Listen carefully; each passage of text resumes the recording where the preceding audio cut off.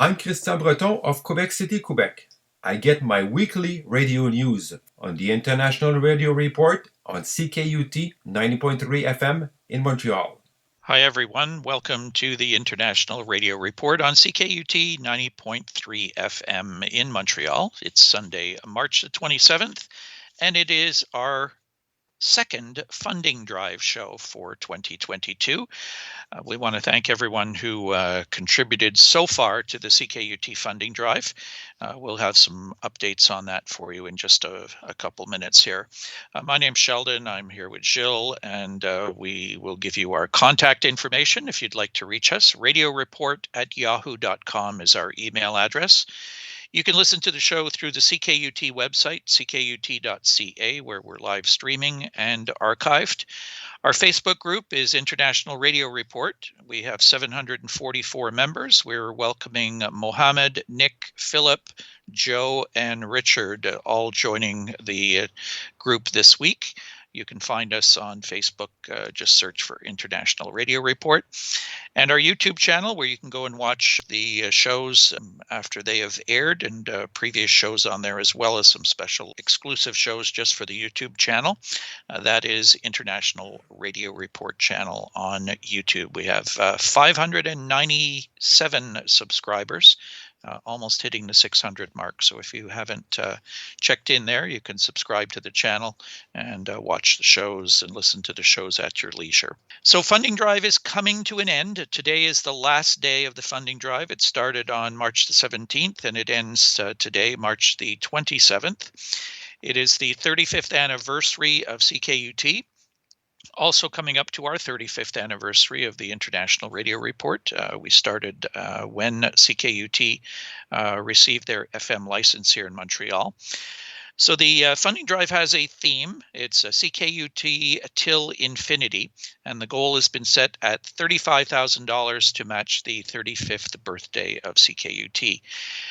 We've been telling you how to go and make your contribution, your pledge. You can receive some gifts based on the amount of your pledge, and you can also go in the entry for some of the grand prizes that are going to be offered.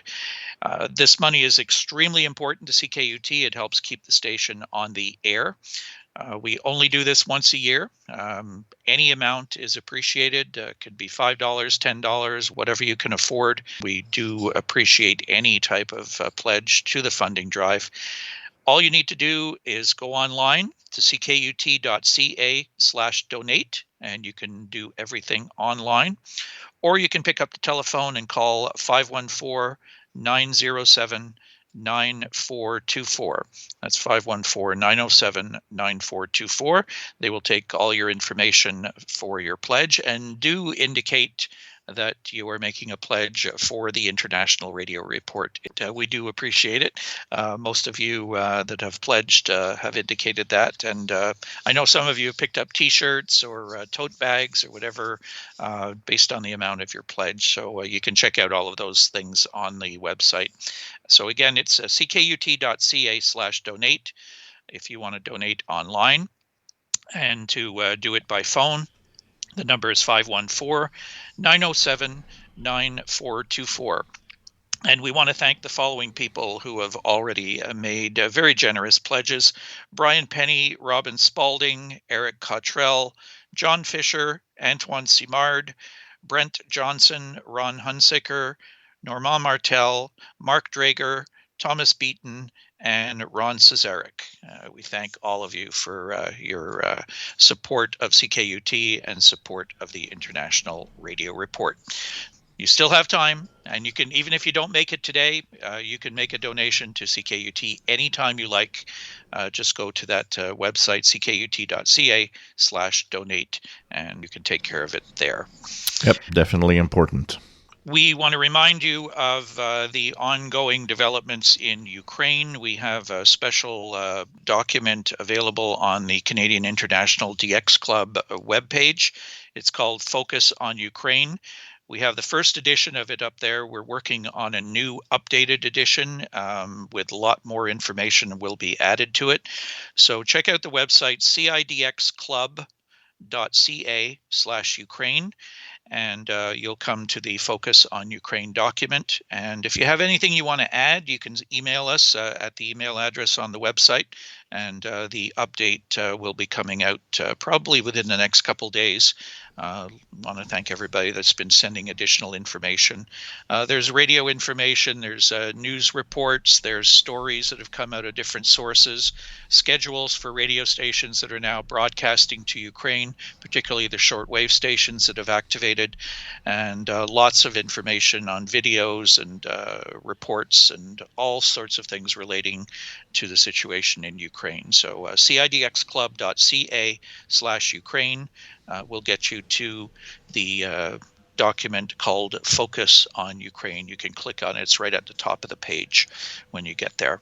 So we have some news about RFERL, which opens offices in Latvia and Lithuania. This is via Radio World on March 17th. Radio Free Europe, Radio Liberty has opened news bureaus in Latvia and Lithuania after suspending its operations in Russia on March 6th.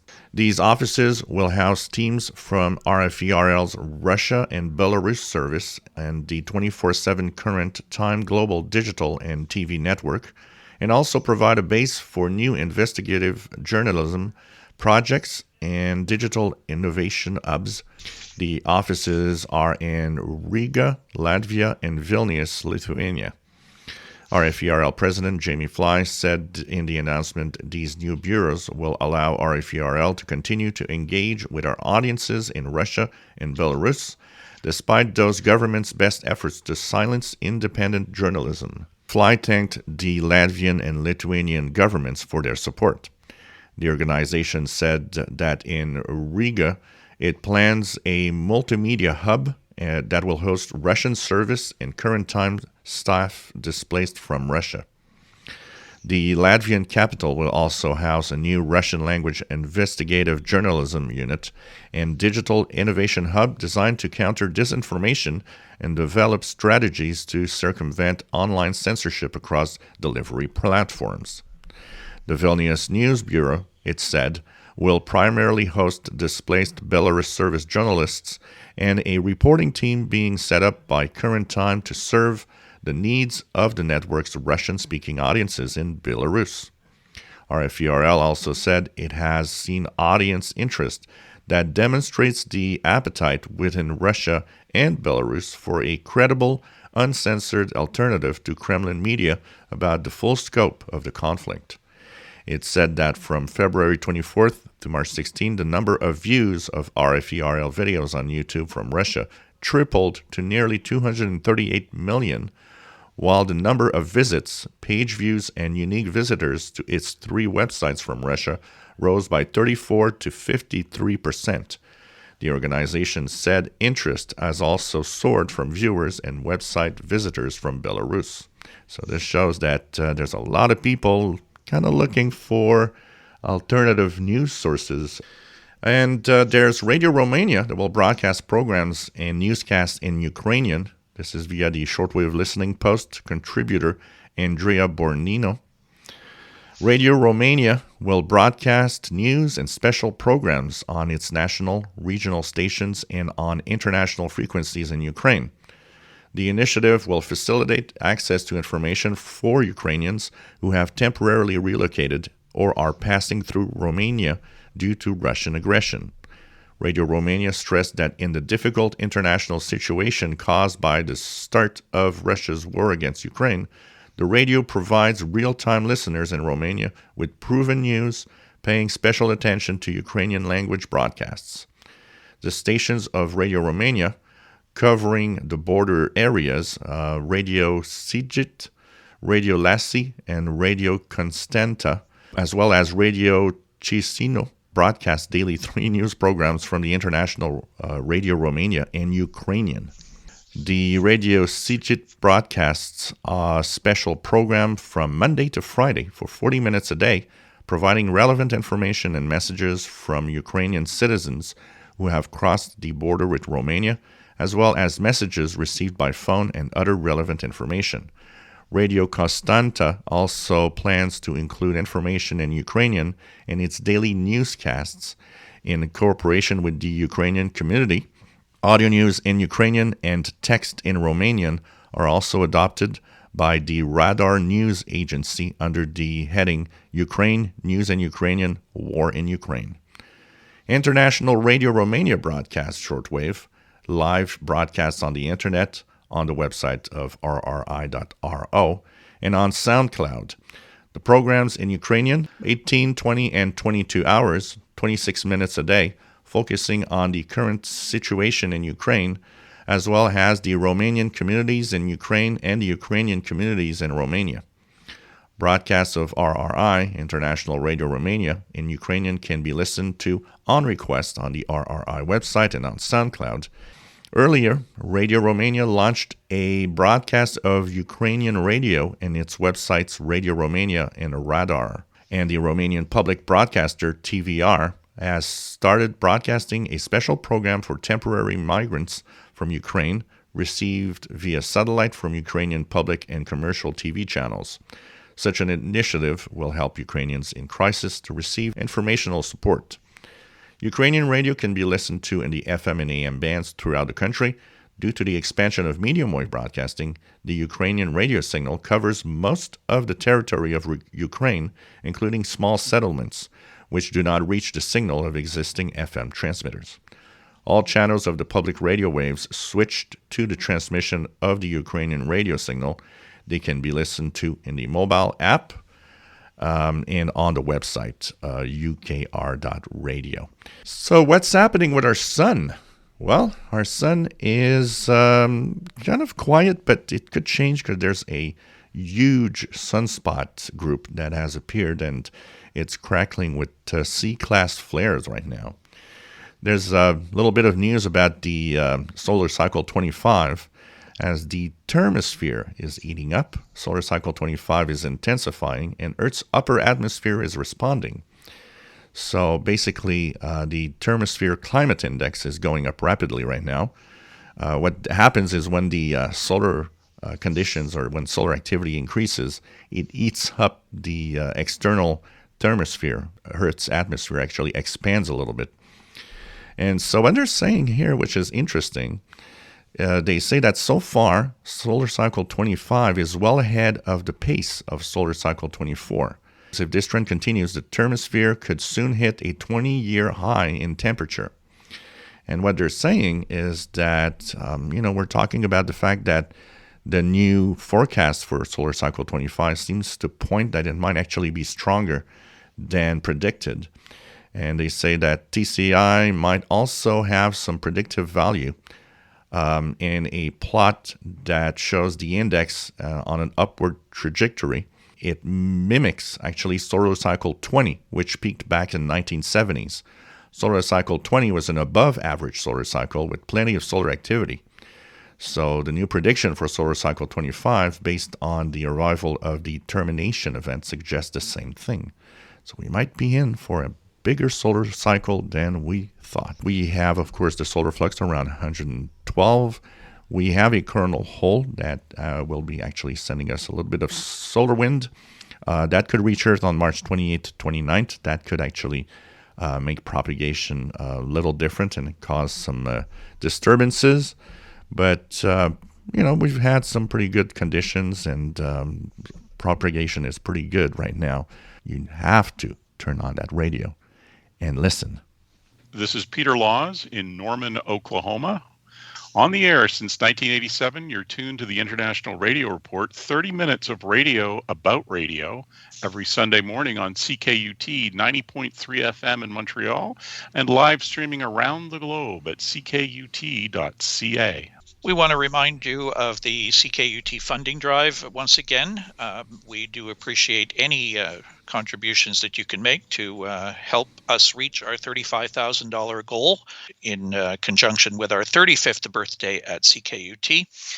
If you would like to make a pledge, you can go to the website ckut.ca/donate and make your donation right there.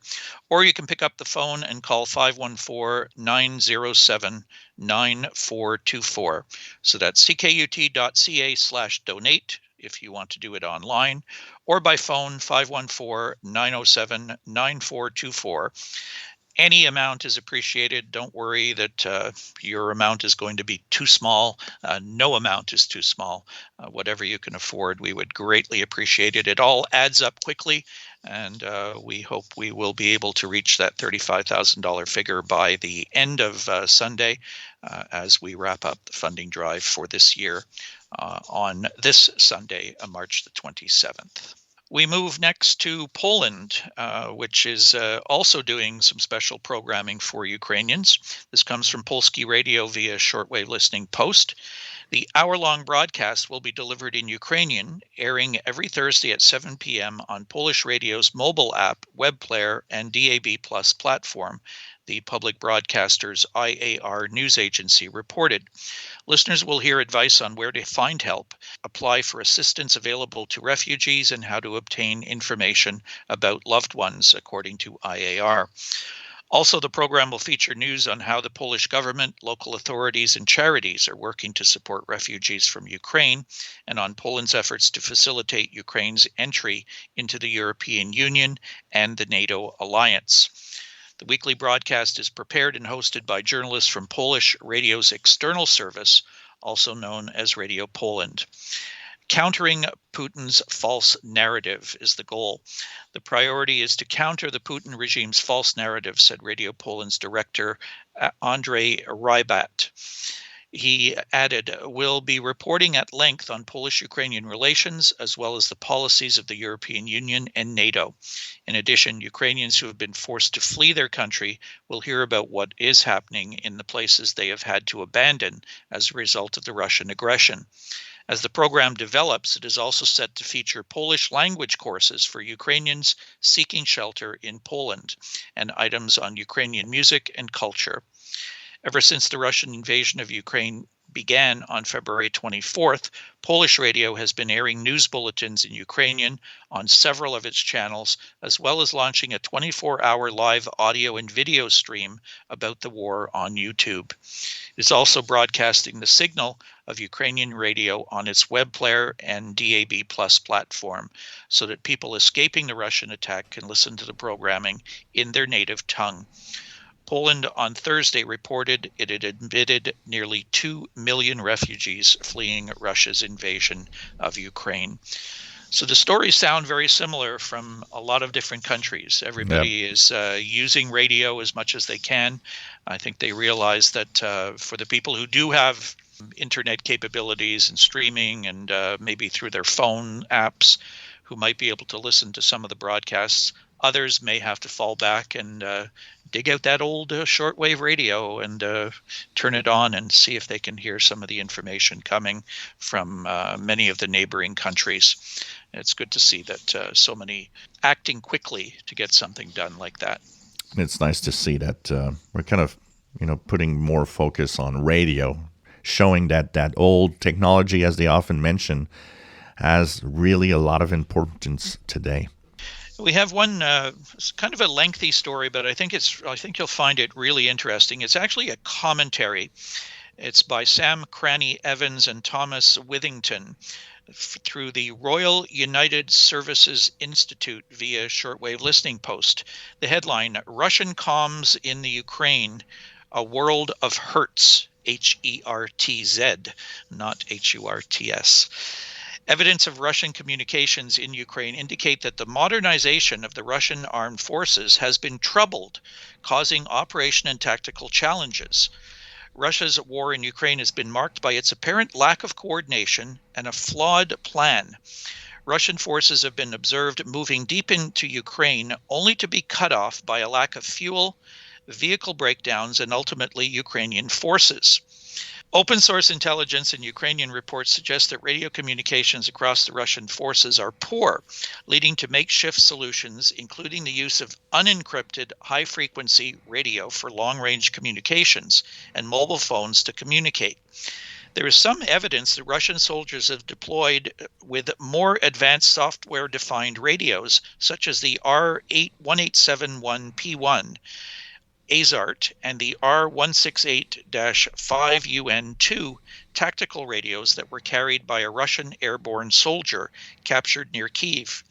However, the impression provided the Russian military of defense over the years has been that the equipment was widespread and that the majority of the Russian armed forces were operating digital radios and systems designed to facilitate planning and decision-making.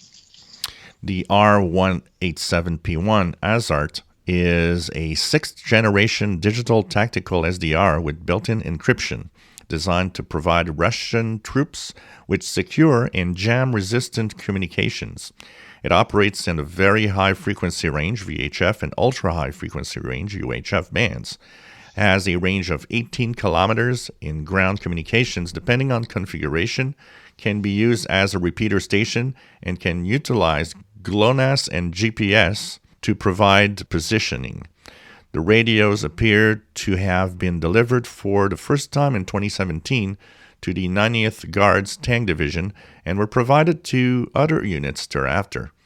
With claims of 300 radios delivered to a unit in the Leningrad region, the R187P1 serves alongside the R168 Agveduk family of fifth-generation tactical digital radios, which is also designed to provide uninterrupted communications in an electromagnetically challenging environment. The family has many variants, including HF and VHF systems, designed to provide communications up to 350 kilometers and 20 kilometers respectively, while mounted in a command vehicle. The radios were introduced by 2000, and deliveries were reported through to 2016 and beyond. In addition, there is the question of Russian forces using their mobile phones to communicate.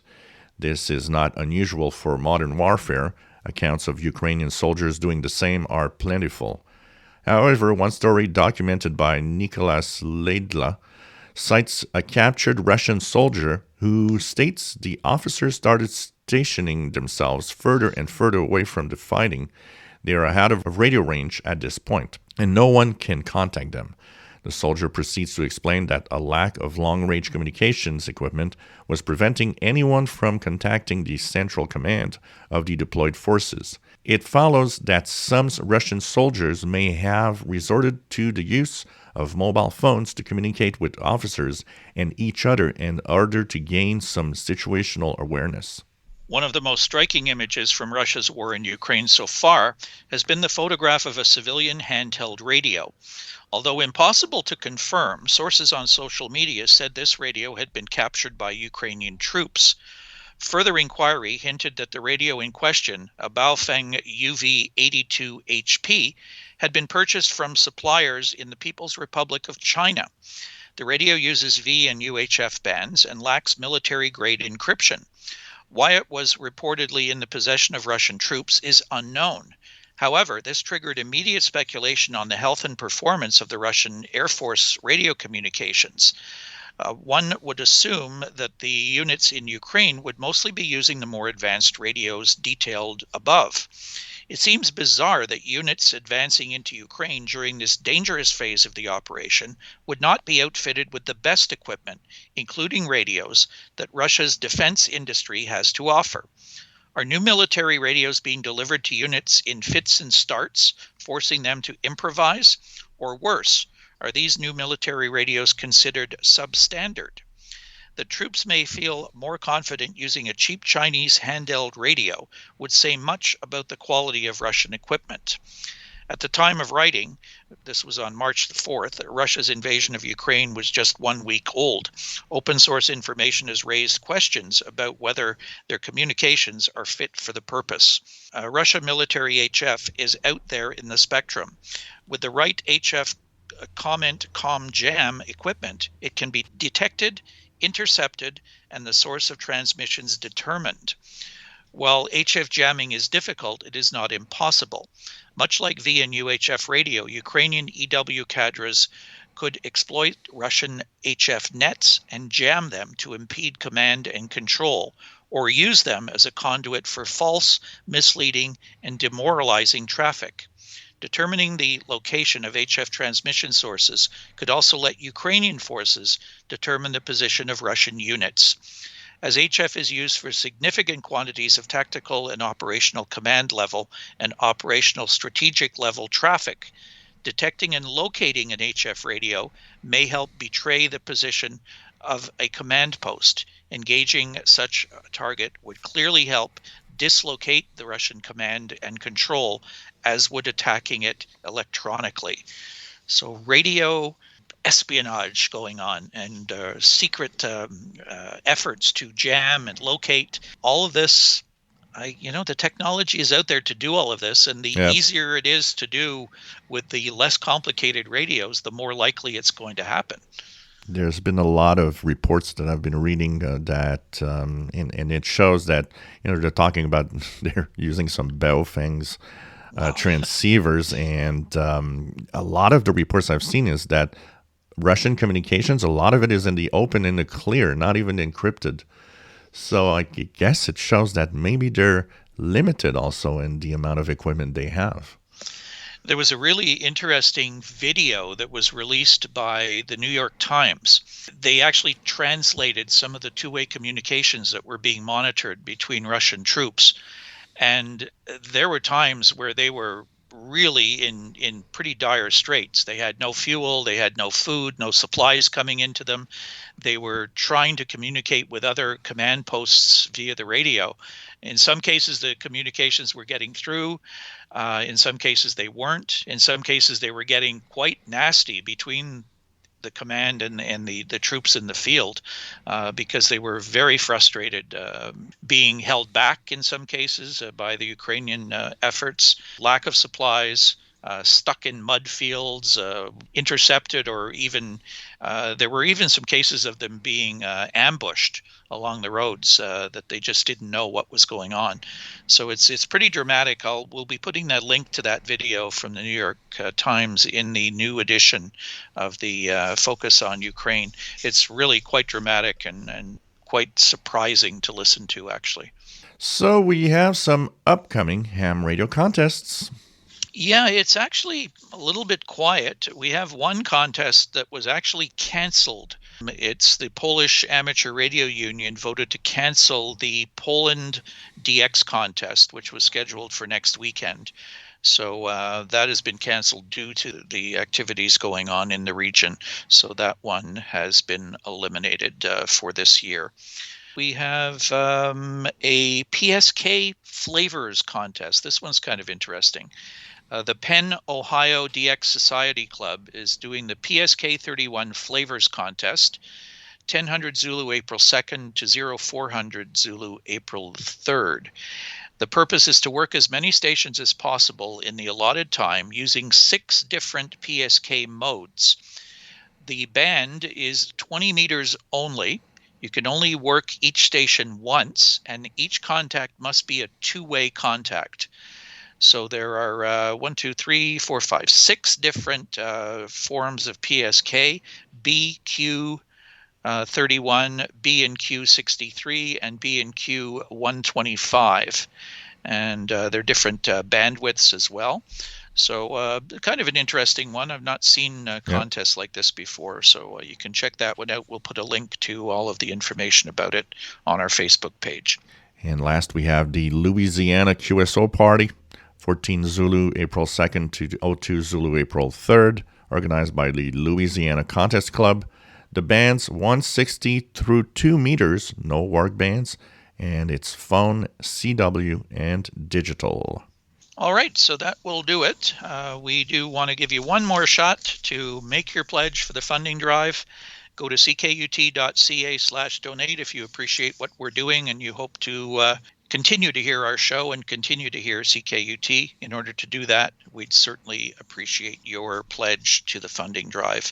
ckut.ca/donate to pledge online, or telephone 514-907-9424. We thank all those people who have already pledged, and we'll have a complete list of all our donors on next week's program. Thanks for being with us today. We will talk to you again next Sunday on the next edition of the International Radio Report on CKUT 90.3 FM in Montreal. Have a great week, everybody. Bye-bye.